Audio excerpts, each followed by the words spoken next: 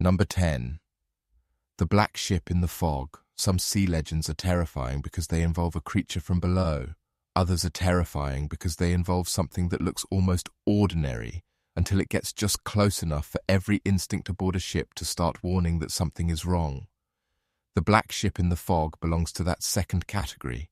Across maritime tradition, stories persist of dark vessels emerging from mist with too little sound, too little crew activity, or too unnatural a silence gliding into view like an omen rather than a ship with a living purpose. That is what made such sightings so disturbing. The sailors were not only afraid of being attacked, they were afraid they were looking at something that should not have been there at all. That is what gives this legend such power. The sea already distorts distance, shape, and movement. Fog makes that worse. Masts appear before hulls. Lanterns float where no shoreline exists. A normal vessel can become strange simply by emerging slowly from weather and haze. But maritime fear does not stop with misperception. It attaches meaning to it. If a dark ship appears under the wrong conditions, with the wrong silence, or near waters already feared for wrecks and disappearances, the sighting stops feeling accidental. It starts feeling like warning. Sailors are quick to notice when something at sea looks wrong, because at sea, wrong often means deadly. What makes the Black Ship especially fitting for this list is that it blends practical danger with supernatural dread almost perfectly. A ship in fog is already a hazard. It may signal collision, hidden reefs, enemy action, disease, piracy, or navigational confusion. But once crews begin attaching omen logic to that sight, the danger doubles. A black vessel seen before a storm, before a death aboard, or before a later wreck gains the force of memory.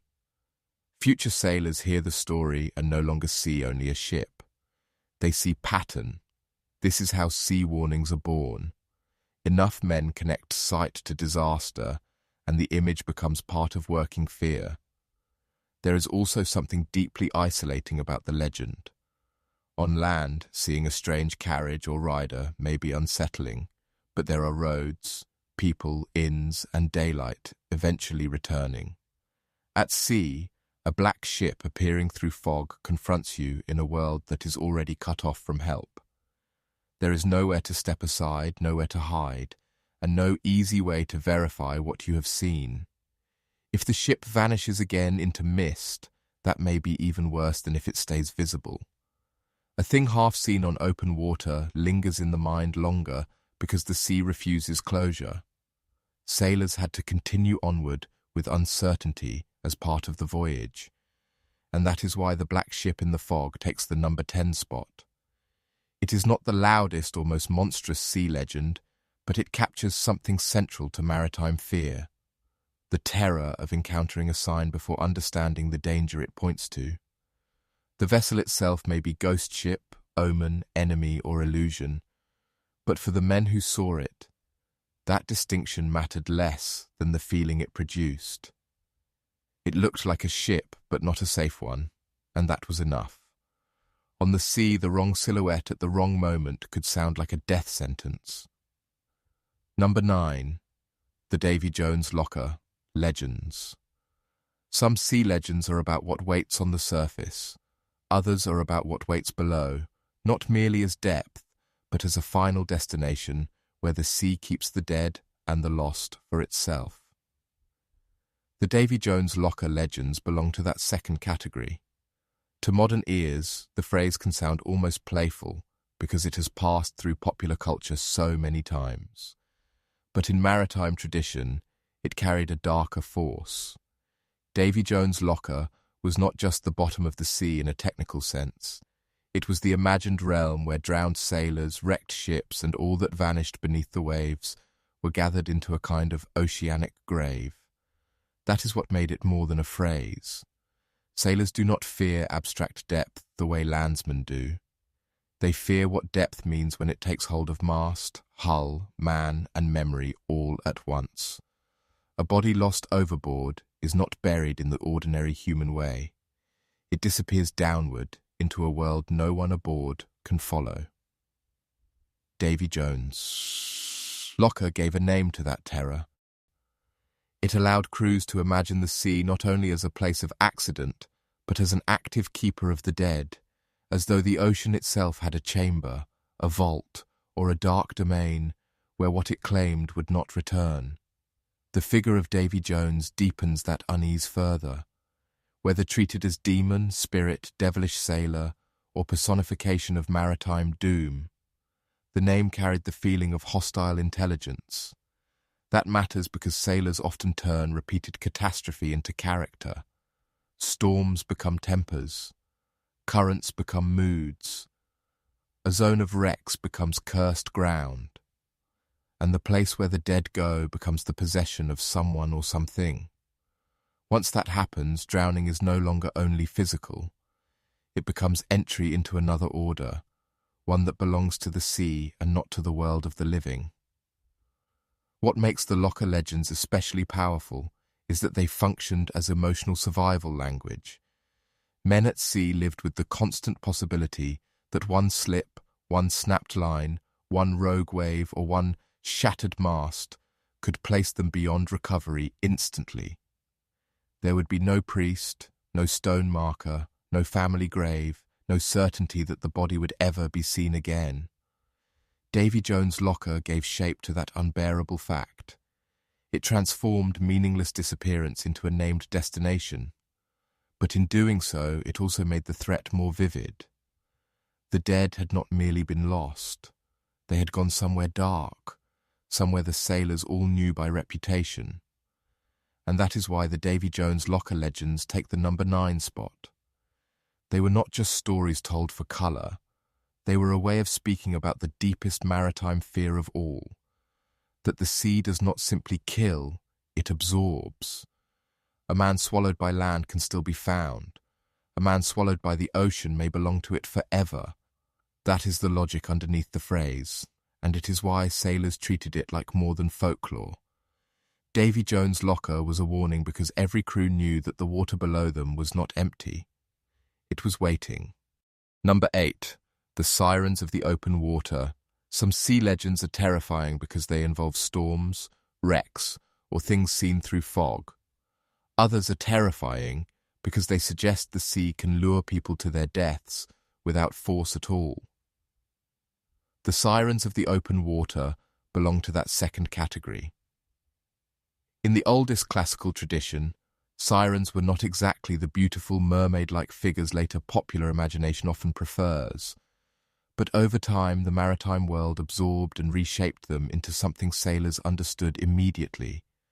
A fatal call, an irresistible draw, a voice or presence that made men abandon judgment at the worst possible moment. That is what made them so dangerous. They did not need to smash a ship.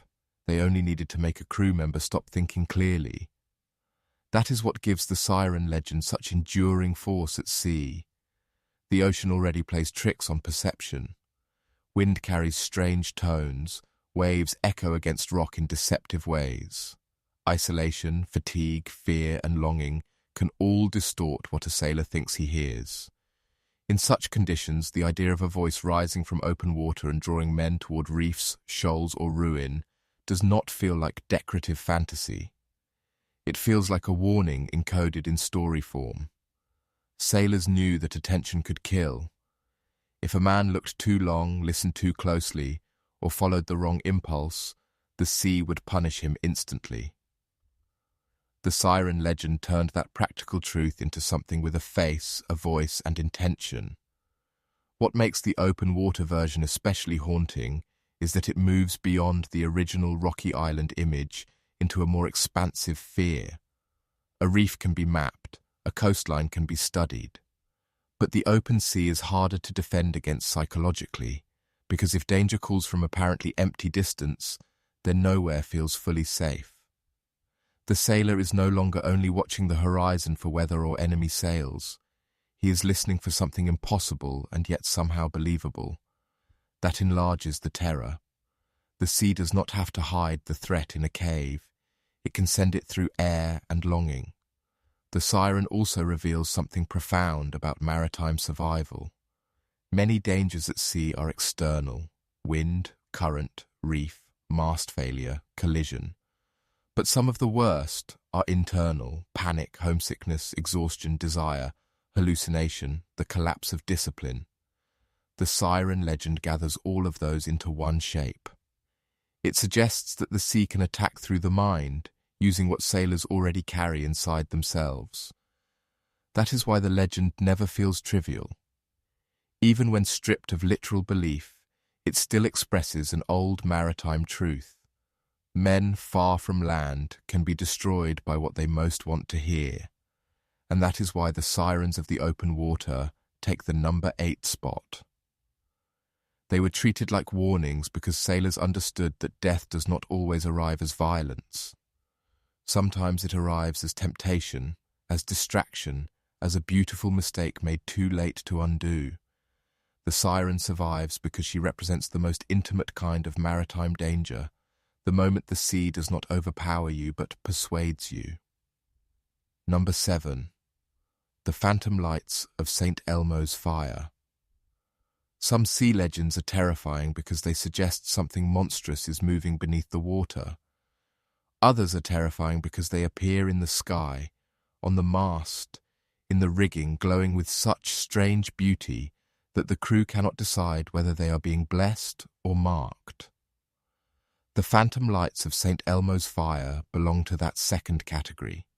Sailors across centuries described eerie blue or violet flames dancing at mastheads, spars, and ship's rigging during charged storm conditions. Today we can describe the phenomenon scientifically, but for men at sea before that certainty, the sight was far more than weather. It was sign. That is what made St. Elmo's Fire so powerful in maritime culture. The ocean during a storm already feels like a place where ordinary rules are weakening. Wind screams through rope, waves erase proportion. The sky flashes open with lightning.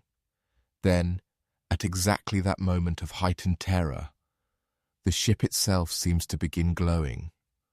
Small flames appear where no fire should be. They do not behave like lantern light. They cling, flicker, and hover with an almost holy or ghostly quality. A crew seeing that could hardly be expected to treat it as neutral. It looked like the storm had placed its hand directly on the vessel.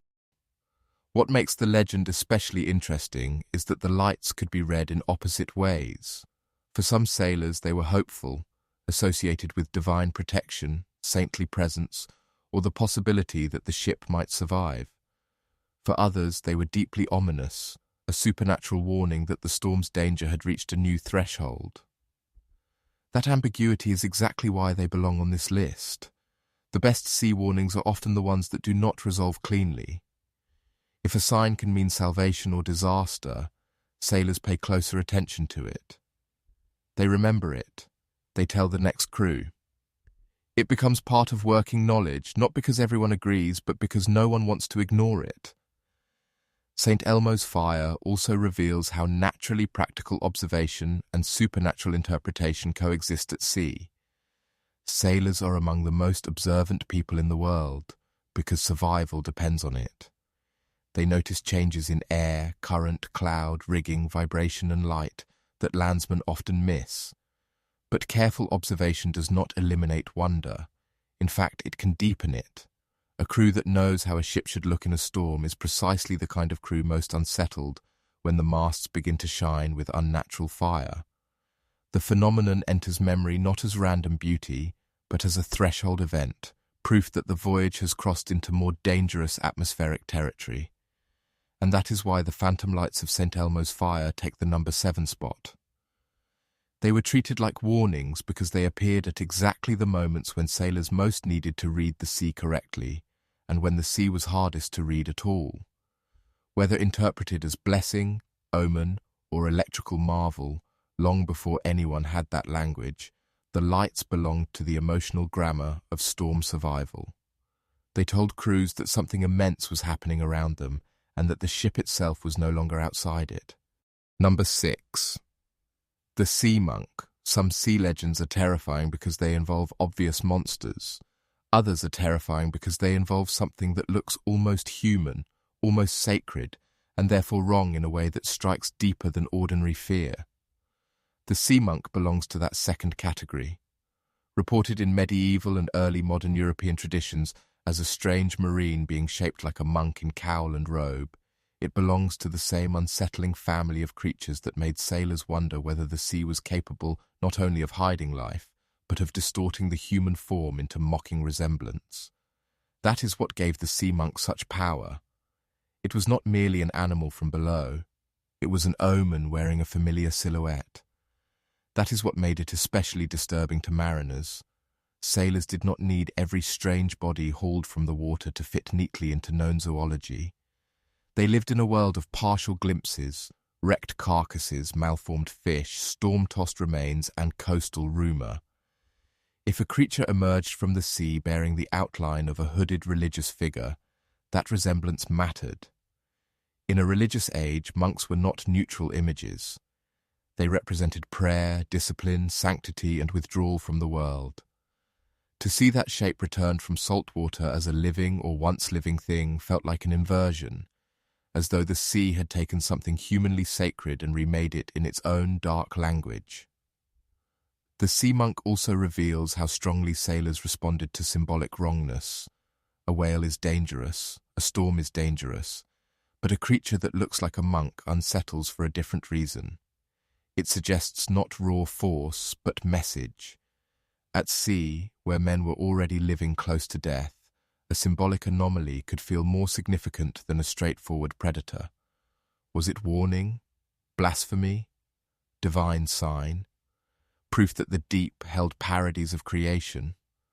Maritime culture, especially when filtered through church imagination, was always ready to attach moral meaning to unusual things seen on the water.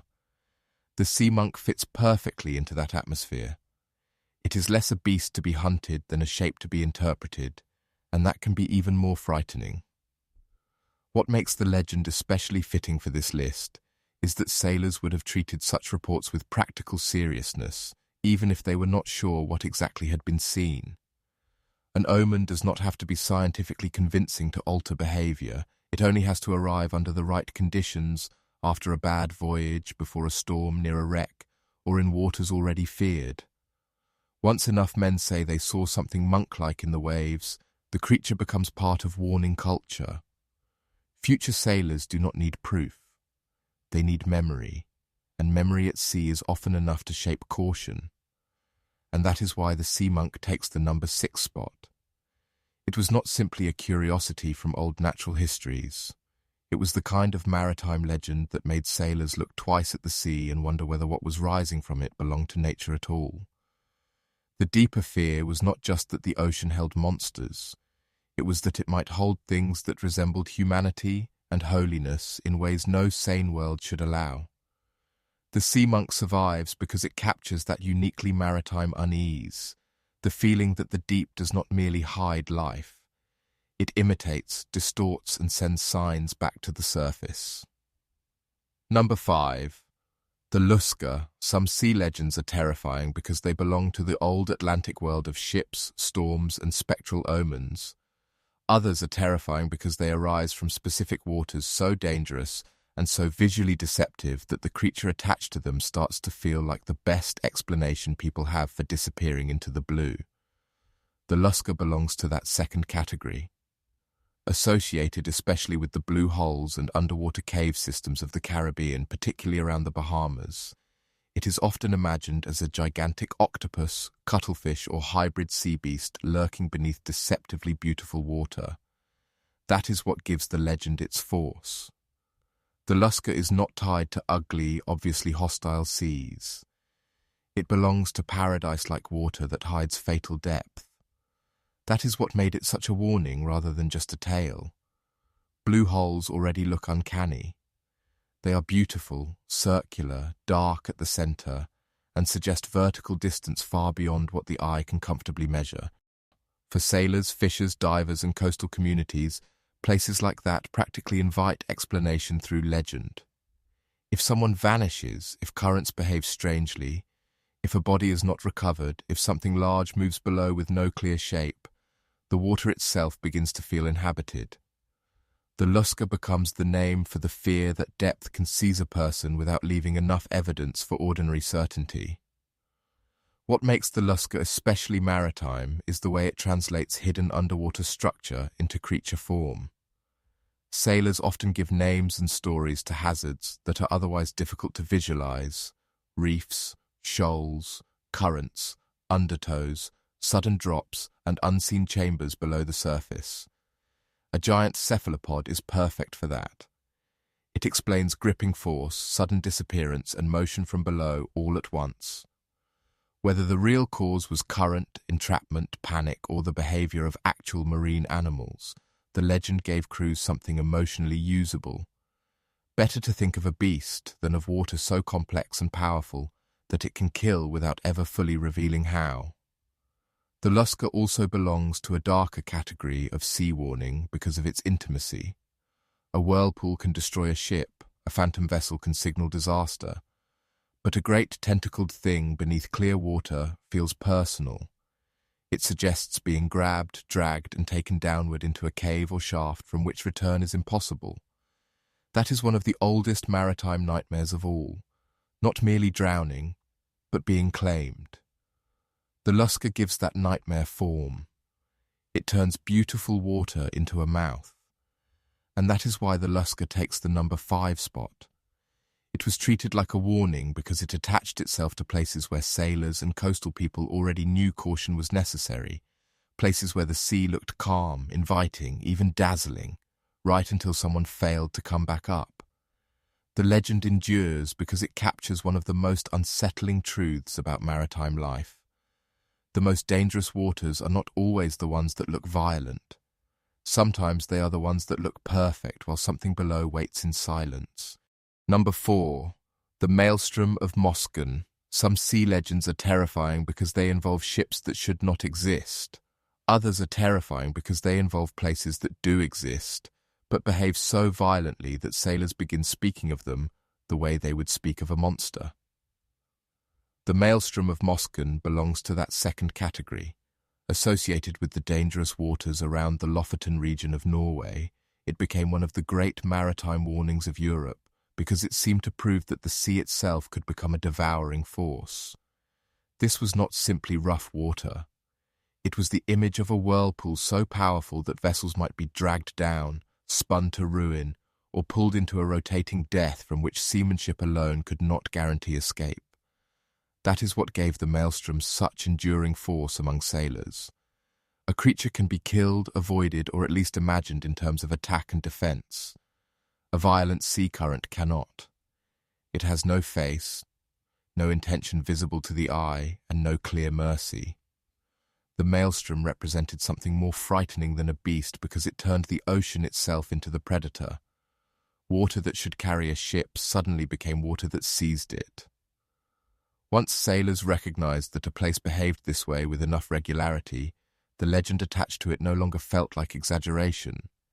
It felt like practical language for a reality too overwhelming to describe calmly. The setting mattered enormously. Northern waters already carried an atmosphere of danger. Cold, fog, rock, storm, long twilight, and coastlines capable of killing crews who misjudged distance by only a little. Add powerful tidal forces and churning channels and fear quickly becomes structured around place. This is one of the deepest truths in maritime legend. Sailors do not only fear creatures. They fear zones, passages, straits, and waters, with reputations. The Maelstrom of Mosken became one of those places where the sea's behavior itself acquired legendary status. To sail near it was not merely to navigate, it was to enter a warning long before the ship reached the worst of the water.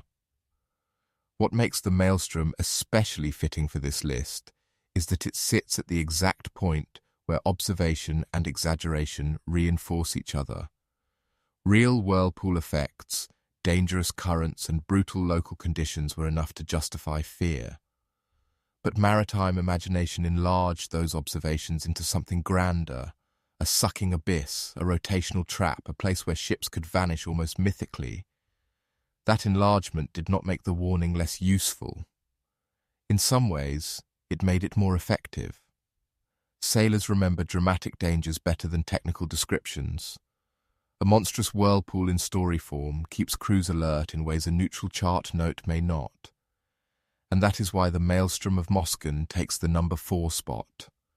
It was treated like a warning because sailors knew some legends are just the sea describing itself in the only language terrified men can retain. The Maelstrom survives because it captured a horrifying possibility with perfect clarity.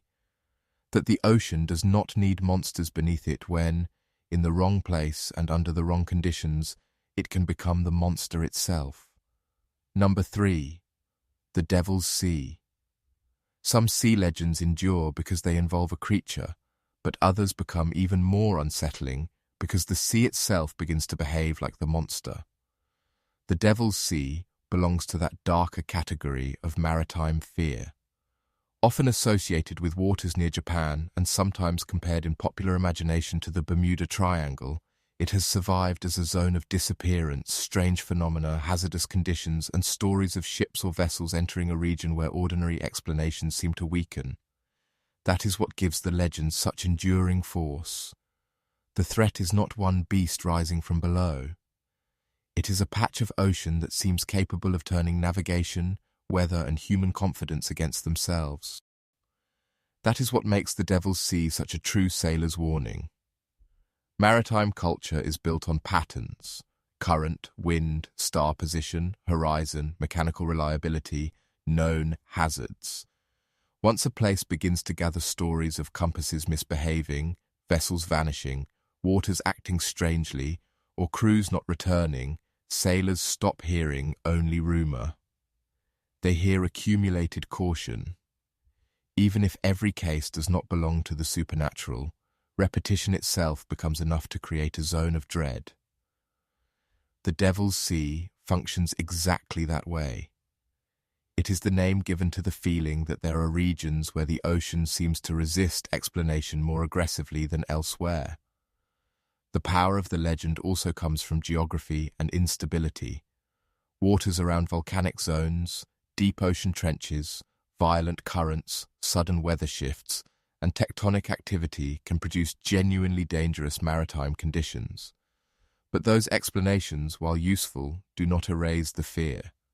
In fact, they can sharpen it. A place becomes more terrifying when the natural world is active enough to look intentional. If the sea can boil, surge, darken, distort, or swallow without warning, then the line between hazard and haunting becomes emotionally very thin. Sailors are not philosophers at sea. They are readers of signs under pressure. And a sea that keeps taking things without clean explanation quickly becomes more than a map feature. What makes the Devil's Sea especially fitting for this list is the way it absorbs every category of maritime anxiety at once. It can be storm zone, disappearance zone, navigational trap, geological threat, ghost water, cursed passage, or all of them layered together. That breadth matters. A single legend tied to one type of danger may fade if that danger is understood better over time. But a legend tied to many overlapping uncertainties survives much longer. The Devil's Sea remains potent because it is not only about what happened. It is about what kind of place could keep producing fear even after people tried to explain it. And that is why the Devil's Sea takes the number 3 spot. Sailors treated it like a warning because it represented one of the oldest and darkest truths of maritime life. Some stretches of water acquire reputations so severe that they stop feeling like ordinary geography. They become names spoken with caution, passed between crews less as folklore than as inherited alertness.